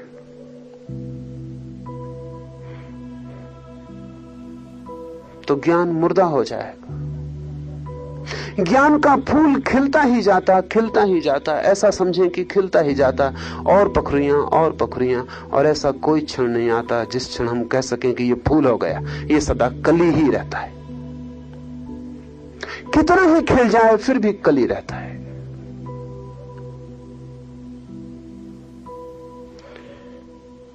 हम किसी से द्वेष ना करें। जानने की इस यात्रा में हम किसी से द्वेष ना करें, इसकी जरूरत क्या। इररिलेवेंट मालूम होता, असंगत मालूम होता। अचानक एकदम जैसे बात कहां चलती थी और कहां पहुंच गई। सत्य की खोज है, अज्ञात की यात्रा है, ठीक है। तेजस्वीता चाहिए, प्रतिभा की मेधा चाहिए, जागृत चैतन्य चाहिए, ठीक है। गुरु शिष्य साथ पुरुषार्थ करें, ठीक है। पर अचानक हम किसी से द्वेष ना करें, इसकी क्या संगति, इसका क्या रिलेवेंस। ये दूसरे से द्वेष की क्या बात। ये समझ लें, ऋषि वचन कभी भी असंगत नहीं होते। बिल्कुल असंगत दिखाई पड़ते हो तो भी, और ऐसा भी लगता हो कि ऋषि एक जगह से दूसरी जगह छलांग लगा गया और बीच में कोई सेतु नहीं है, बिल्कुल दिखाई पड़ता हो। और उपनिषद में बहुत मौके आएंगे ऐसे जब दिखाई पड़ेगा कि ये बात तो बिल्कुल कहीं से कहीं पहुंच गई, इसमें बीच में कोई तुक नहीं, कोई जोड़ नहीं। तब भी थोड़ा जल्दी मत करना, क्योंकि ऋषि कुछ आंतरिक जोड़ जानते हैं जो हमें दिखाई नहीं पड़ते। उन्हें कुछ सेतु मिले हुए हैं जो हमें अदृश्य हैं। वे कुछ भीतरी संगतियां समझते हैं जो हमारी बुद्धि में अब तक प्रवेश नहीं कर पाई। हम किसी से द्वेष ना करें।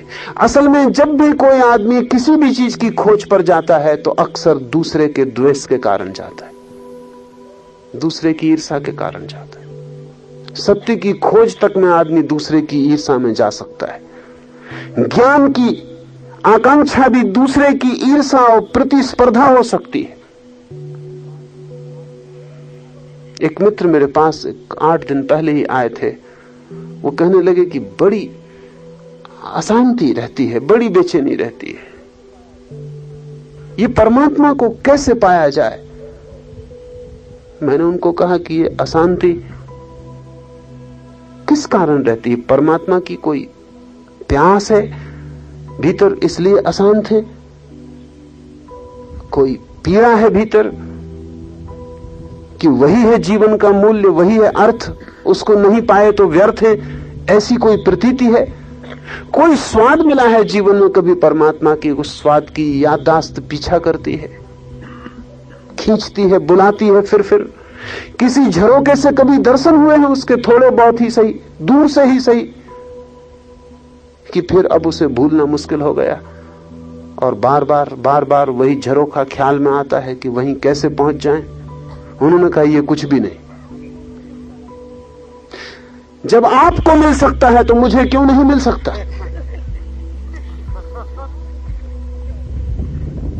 जब रामकृष्ण को मिल सकता है तो मुझे क्यों नहीं मिल सकता।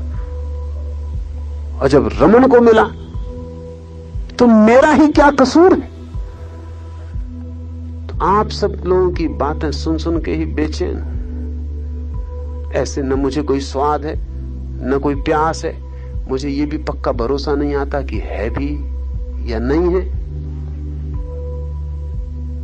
तो आप को दिखाई ना पड़े, लेकिन ऋषि ठीक प्रार्थना कर रहा है। वो कह रहा है हम किसी से द्वेष ना करें, हम इस कारण तेरी खोज में न आ जाएं कि कोई और लोग भी तेरी खोज कर लिए तो हम कैसे पीछे रह सकते हैं।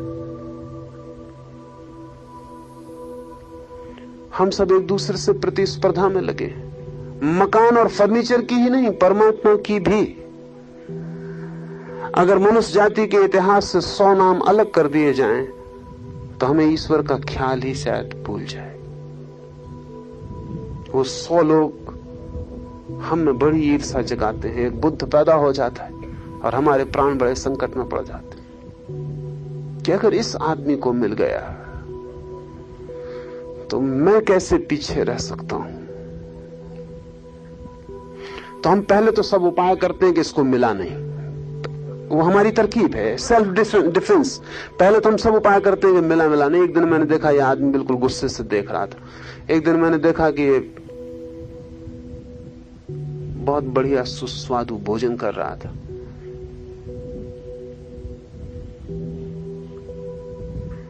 एक दिन मैंने देखा कि इस आदमी में भी अहंकार मालूम पड़ता है। पहले तो हम समझाने की सब अपने को कोशिश करते हैं कि इसको मिला नहीं, ताकि ये द्वेष के झंझट से हम बचे, ताकि ये प्रतिस्पर्धा हम में पैदा न हो। लेकिन ये बुद्ध जैसे लोग मानते ही नहीं, वो हमारी फिक्र नहीं करते, वो अपने ढंग से जिए ही चले जाते हैं। फिर धीरे धीरे हमको बेचैनी होने लगती है कि मालूम होता है इसको मिल ही गया।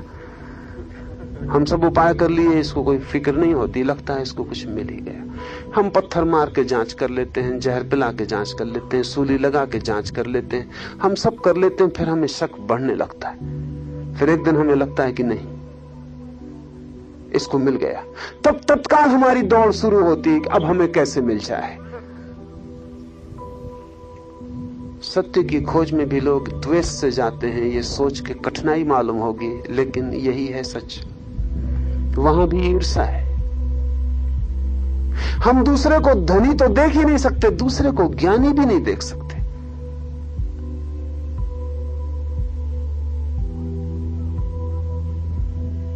हम दूसरा कुछ पाले ये देख ही नहीं सकते।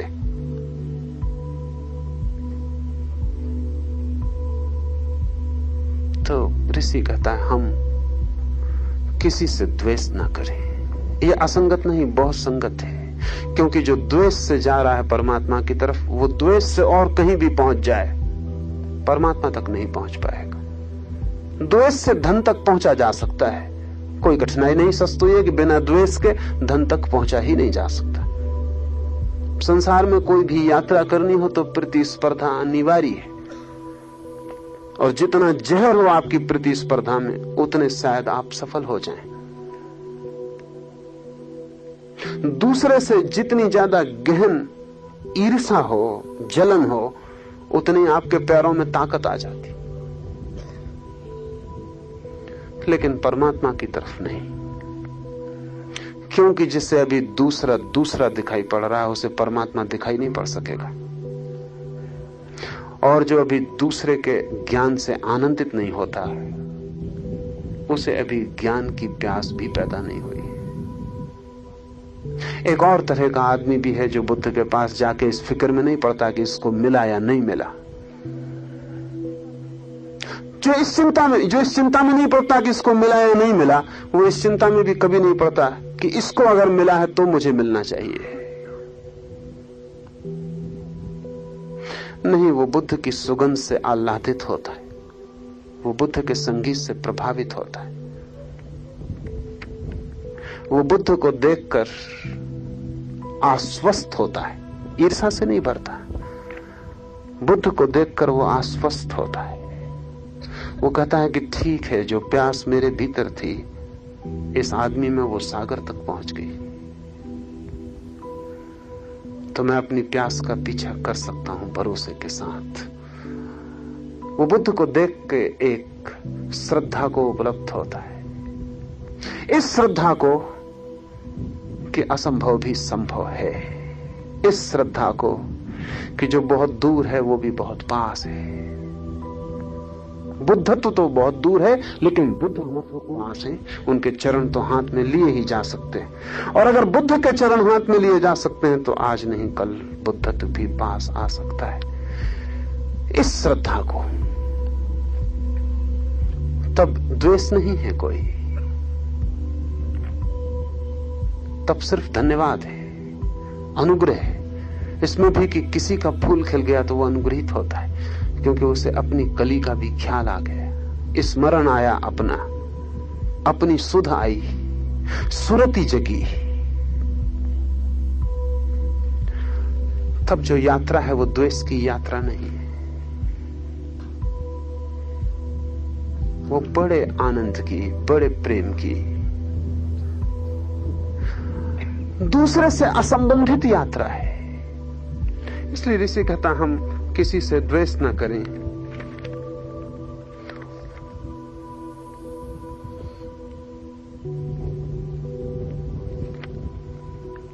दूसरे से द्वेष न हो, अपनी ही प्यास हो,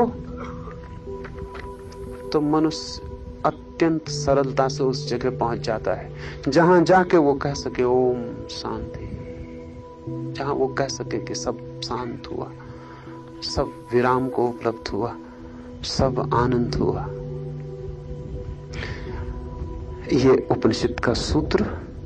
कल सुबह के लिए 2-3-4 सूचनाएं आपको दे दूं, फिर हमारी रात की बैठक पूरी हो।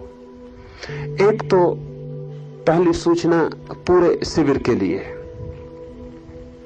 इन आने वाले 7 दिनों में आपको इस भांति जीना है कि आपकी जीवन ऊर्जा कम से कम व्यय हो, कम से कम व्यय हो। क्योंकि हम यहां जिस दिशा में खोज करने आए हैं उसके लिए इतनी जीवन ऊर्जा चाहिए कि आप अगर व्यर्थ व्यय करें तो आपके पास शक्ति नहीं होगी उस खोज में जाने के लिए। तो आपके दिए का तेल कहीं और जल जाए तो फिर जिस ज्योति को जलाने के लिए आप इकट्ठे हुए हैं वो न जल पाएगी। आपके दिए का तेल बचना चाहिए। तो इन 7 दिनों के लिए बिल्कुल ही जितनी ऊर्जा संरक्षित कर सकें करें। इस ऊर्जा को संरक्षण के लिए अपनी इंद्रियों को द्वार जितने बंद कर सकें कर लें, क्योंकि वही आपकी शक्ति की ऊर्जा की क्षय करने की व्यवस्थाएं हैं। जितना ज्यादा आंख बंद रख सकें आंख बंद रखें। तो आप कल सुबह आपको पट्टियां मिल जाएंगी या शायद अभी मिल जाएंगी। तो आप 24 घंटे जब आपको चलने के लिए जरूरत हो तो थोड़ी सी आंख से पट्टी हटा लें और उतना ही देखें 4 कदम जितना काफी है। 5वां कदम भी मत देखें, बस 4 कदम जमीन देख के चलते हुए आ जाएं। जैसे ही आ जाएं जगह पर आंख बंद कर लें, पट्टी नीचे सरका लें। पूरे दिन सुबह से दिन भर आपकी आंख पे पट्टी होनी चाहिए। आपकी आंख आपकी शक्ति का अधिकतम व्यय करती है, उसे भीतर इकट्ठा करें। और आंख की शक्ति सर्वाधिक इकट्ठी करनी जरूरी है, क्योंकि जिस चीज को हम देखने चल रहे हैं उसमें भीतरी आंख का उपयोग करना है। और शक्ति वही है जो बाहर की आंख के काम में आती है, वही भीतर के आंख के काम में आती है। The same energy has to be used. इसलिए तो हम कहते हैं ऋषि को दृष्टा, देखने वाला। इसलिए हम उस अनुभूति को कहते हैं दर्शन। भीतरी आंख को वो शक्ति मिल जानी चाहिए जो आपकी बाहरी आंख को मिल रही, इसलिए आंख को बंद कर लें। 7 दिन आंख की सारी शक्ति भीतर जा रही, आंख को बंद करें और दिन भर ये ख्याल करें कि आपके दोनों की आंखों की जो शक्ति है वो दोनों आंखों के बीच, तीसरी आंख की तरफ, दोनों भौहों के बीच में, माथे में, उस तरफ बह रही। जब भी आपको ख्याल आ जाए आंख बंद है, आप खाली बैठे हैं, ख्याल करें कि दोनों आंखों की शक्ति भीतर, तीसरी आंख की तरफ, दोनों आंखों के मध्य में बह रही, उस तरफ जा रही, दोनों तरफ से बहती हुई तीसरी आंख में प्रवेश कर रही। तो आपके ध्यान में अभूतपूर्व गति हो सकेगी। एक, जहां तक बने कान बंद रखें, कुछ मत सुने, क्योंकि जिसे भीतर की ध्वनियां सुननी है उसे बाहर के सुनने से थोड़ा विश्राम ले लेना जरूरी है। नहीं तो भीतर की ध्वनियां हैं बहुत सूक्ष्म और बाहर का उपद्रव है भारी। वे सूक्ष्म ध्वनियां हमें सुनाई ही नहीं पड़ती, तो थोड़ा ट्यून करना जरूरी है। तो बाहर से कान बंद रखें, रुई डाल लें, कुछ भी डाल लें, कान बंद रखें। दिन में जितने समय आपको कान की कोई जरूरत नहीं, और मुश्किल से 2-4 मिनट जरूरत पड़ेगी कान की, बाकी कोई जरूरत नहीं आपको। मेरे अलावा आप जहां भी हैं कान का उपयोग मत करें, बंद रख लें।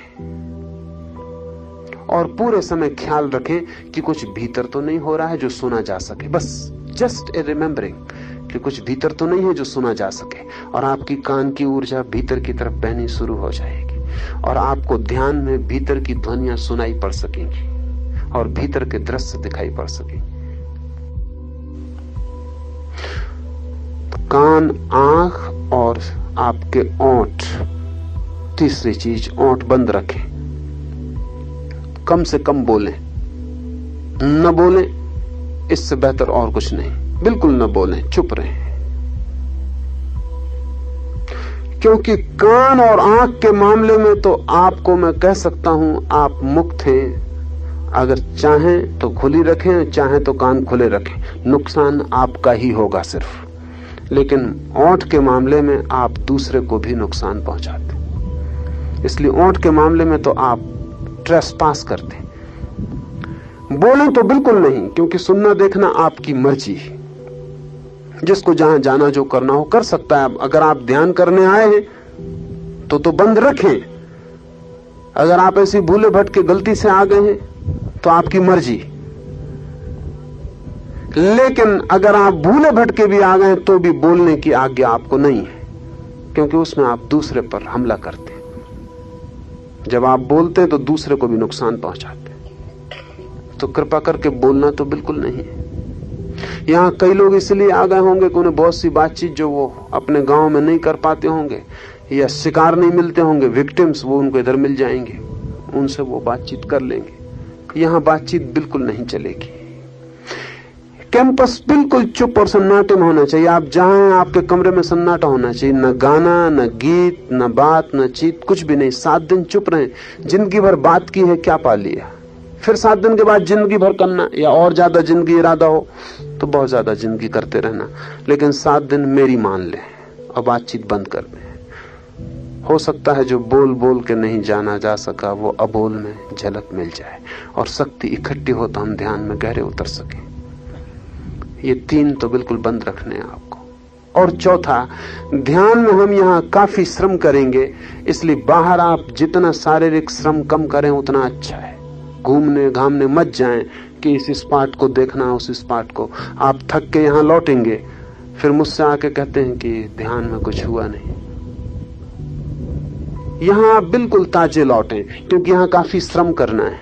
तो आप कहीं और न जाएं, चलने फिरने का काम अभी मत करें। इन 3 बैठक के अलावा जितना समय आपके पास हो, वृक्षों की छाया में कहीं लेट जाएं, चुपचाप पड़े रहें, विश्राम करें। ज्यादा से ज्यादा विश्राम, ज्यादा से ज्यादा इंद्रिय निरोध, भोजन कम से कम लें, क्योंकि बहुत ऊर्जा आपके भोजन के पचाने में ही व्यय होती, और उस भोजन को पचाने में व्यय होती जो सिवाय बीमारी के और कुछ पैदा नहीं करता। कम भोजन लें, हल्का पेट रखें, ताकि ऊर्जा ऊपर की तरफ जा सके। जितना पेट भारी हो ऊर्जा नीचे की तरफ बहती, क्योंकि उसे पेट में जाना पड़ता है। इसलिए खाने के बाद नींद मालूम पड़ती है, क्योंकि मस्तिष्क को अपनी ऊर्जा पेट को दे देनी पड़ती है, तो मस्तिष्क सुस्त हो जाता, सो जाता। इसलिए भूखे अगर हो, उपवास अगर किया हो तो रात नींद नहीं आती। उसका कुल कारण इतना है कि ऊर्जा ऊपर की तरफ बहती रहती है और मस्तिष्क के तंतु जगे रहते हैं, क्योंकि उनमें ऊर्जा भरी रहती है। पेट की तरफ ऊर्जा ज्यादा बहे तो चैतन्य की तरफ बहुत काम करना मुश्किल हो जाता है। इसलिए कम भोजन लें। 7 दिन कम भोजन लेने से कुछ भी नुकसान नहीं होगा, फायदे जरूर बहुत हो सकते हैं, शरीर को भी हो सकते हैं। कम भोजन लें, हल्का भोजन लें, ऐसा लगे कि जैसे कुछ खाए नहीं है, बस इतना लें। तो ऐसा नहीं कह रहा हूं कि बिल्कुल मत लें, क्योंकि बिल्कुल ना लेने वाला दिन भर भोजन की सोचने लगता है। लें जरूर, कम लें। और ये बड़े मजे की बात है कि जो ज्यादा खाने वाले हैं उनसे अगर कहो कम लो तो उनको ज्यादा कठिनाई होती है, उनसे कहो बिल्कुल मत लो तो वो जल्दी राजी हो जाते। उसका कारण एक अति से दूसरी अति पे जाना हमेशा आसान होता है। बीच में रुकने में मुश्किल होती। आपसे कहो कि मिठाई बिल्कुल मत खाओ तो आप कहें अच्छा चलो देखेंगे नहीं उस तरफ, लेकिन मिठाई थाली में रखी है और आपसे कहे कि बस 2 चम्मच खा लो, तब असली कठिनाई आती। ये तो हद हो गई, क्योंकि टेम्पटेशन सामने है। भोजन आप करें कम,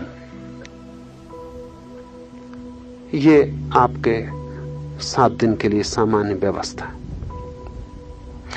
यहां सुबह 15 मिनट कीर्तन होगा शुरू में। उस कीर्तन में सबको खड़े होकर नाचना है आनंद से। आंख पे पट्टियां रहेंगी, कीर्तन में भी दूर दूर फैल जाना है, आंख पे पट्टियां रहेंगी और नाचना है। आनंद भाव से कीर्तन करना है, नाचना। 15 मिनट तक आनंद में कीर्तन में प्रवाहित होना है। वो मैं सुबह सारी बात आपको समझा दूंगा। फिर 15 मिनट सिर्फ धुन बजती रहेगी, कीर्तन बंद हो जाएगा। फिर आपको मुक्त अकेले नाचते रहना है और फिर 30 मिनट लेट के मुर्दे की तरह विश्राम में पड़ जाना। वो सुबह का ध्यान होगा। दोपहर और रात्रि के ध्यान के संबंध में कल सुबह आपको समझाऊंगा। एक विशेष प्रयोग और इस शिविर में जोड़ना है, वो रात आप जब बिस्तर पर सोएंगे उस समय के लिए वो मैं आपको समझा दूं, क्योंकि वो आज रात से शुरू करना है और वो अनिवार्य है। क्योंकि उसे आप करेंगे तो आप इतनी ऊर्जा जगा लेंगे कि कल आपकी ऊर्जा का हम उपयोग कर सकेंगे। एक तो मैंने आपसे कहा कि ऊर्जा बचानी है, व्यर्थ खर्च ना हो, वो एक बात हुई। अब मैं आपसे कहता हूं ऊर्जा जगाने का उपाय, हाउ टू क्रिएट इट।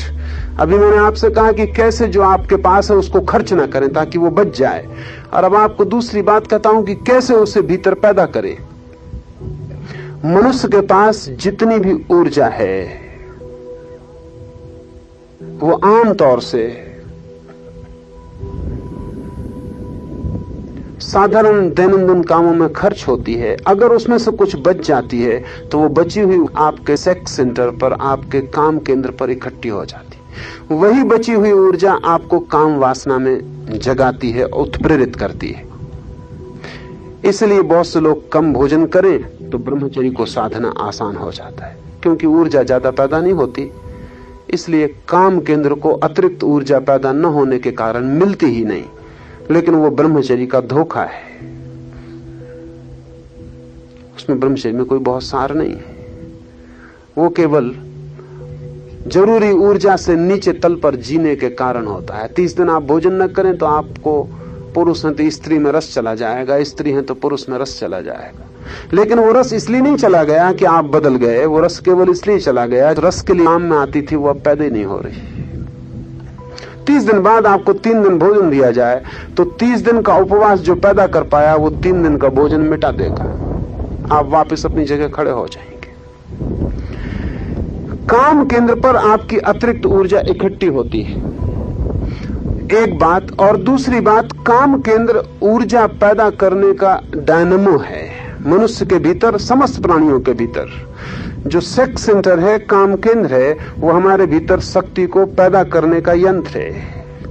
आप चाहें तो उस यंत्र से और भी शक्ति पैदा कर सकते हैं। हम तो केवल उस यंत्र का उपयोग शक्ति को व्यर्थ उलीचने में करते हैं, पैदा करने में नहीं करते। इस काम केंद्र से जो ऊर्जा प्रवाहित हो सके तो वही कुंडलनी बन जाती है। तो ये रात का प्रयोग आपको कुंडलनी का प्रयोग है, और इसको अगर आपने किया तो ये 7 दिन आपके अभूतपूर्व हो जाएंगे। इन्हें फिर जीवन में भूलना असंभव हो जाएगा। रात जब आप अपने बिस्तर पर सोएं आज और रोज, तो जैसे ही आप बिस्तर पर सोएं, जाके सब निपट गए हैं, अब आप नींद में जाने को हैं, संभव हो तो सारे वस्त्र अलग करके चादर ओढ़ के या कंबल ओढ़ के अंदर लेट जाएं। पीठ पर लेटना आसान हो तो पीठ पर, पेट पर लेटना आसान हो तो पेट पर, वो आप तय कर लेंगे 1-2 दिन प्रयोग करके। सारे शरीर को ढीला छोड़ दें, आंख बंद कर लें और अपने ध्यान को सेक्स और अनुभव करें कि काम केंद्र आपका भीतर सक्रिय हो रहा है और उसमें शक्ति परिभ्रमण कर रही है। जैसे कि पानी में कभी आपने भंवर देखे हो, जोर से पानी की लहर घूम रही, भंवर बन गई है। कोई भी चीज भंवर में फेंक दें तो गोल चक्कर काटने लगे, ठीक ऐसा ही भीतर अनुभव करें कि आपके काम केंद्र पर जोर से शक्ति घूम रही है। अगर इसमें एक फूल फेंक दें तो वो गोल चक्कर खा के बीच में डूब जाएगा। ऐसा ख्याल करें। एक 3 मिनट के ऐसे ख्याल में आपके भीतर कंपन शुरू हो जाएंगे। वे कंपन प्राथमिक रूप से ठीक वैसे ही होंगे जैसे कि संभोग में होते हैं। दें, कोऑपरेट करें, सहयोग करें। आप बिल्कुल ऐसा ख्याल करें कि जैसे कि आप संभोग में ही उतर रहे हैं और पूरा शरीर कंपित हो रहा है। पूरे शरीर को कपने दें, पूरा शरीर गर्म हो जाएगा। और जैसे ही आपको लगे कि पूरा शरीर कपने लगा और काम केंद्र पर ऊर्जा तेजी से चक्कर लगाने लगी, तत्काल अपने को ढीला छोड़ दें और एक ही ख्याल करें कि काम केंद्र से ऊर्जा ऊपर की तरफ उठनी शुरू हो गई, जैसे एक आग की लपट नीचे से चले ऊपर की तरफ। और उस ऊर्जा को मस्तिष्क के उसी केंद्र पर ले आना है, दोनों आंखों के बीच में, भ्रू मध्य में, थर्ड आई सेंटर पर नीचे से उठा के ऊपर ले आना। वो ऊर्जा ऊपर बहने लगेगी। आप इतना ही ख्याल करें कि दोनों आंखों के बीच में उलझ जाएं और इसी आंख पर ख्याल रखे रखे चुपचाप सो जाएं। सुबह जब नींद खुले तो पहला ख्याल यही करें, दोनों आंखों के बीच में इस केंद्र का, और आप पाएंगे कि वहां सेंसेशन हो रहा है, वहां तेजी से गति हो रही है, वहां स्पष्ट गति मालूम पड़ेगी। ये आपको रोज रात्रि में कर लेना है, पूरे 7 दिन। तो ये आपकी अतिरिक्त ऊर्जा जो काम वासना में प्रवाहित होती है उसको ऊपर भेज देगा, और काम केंद्र जो ऊर्जा पैदा कर सकता है उसे पैदा कर देगा, और वो सारी ऊर्जा आपके तीसरी आंख को मिल जाएगी। उसी तीसरी आंख पर हम सुबह के प्रयोग में काम करेंगे, इसलिए रात इस प्रयोग को कर लेना अनिवार्य है। अभी हम 5-7 मिनट कीर्तन करेंगे, सब लोग उसमें खड़े होकर नाचेंगे, कीर्तन कर लेंगे।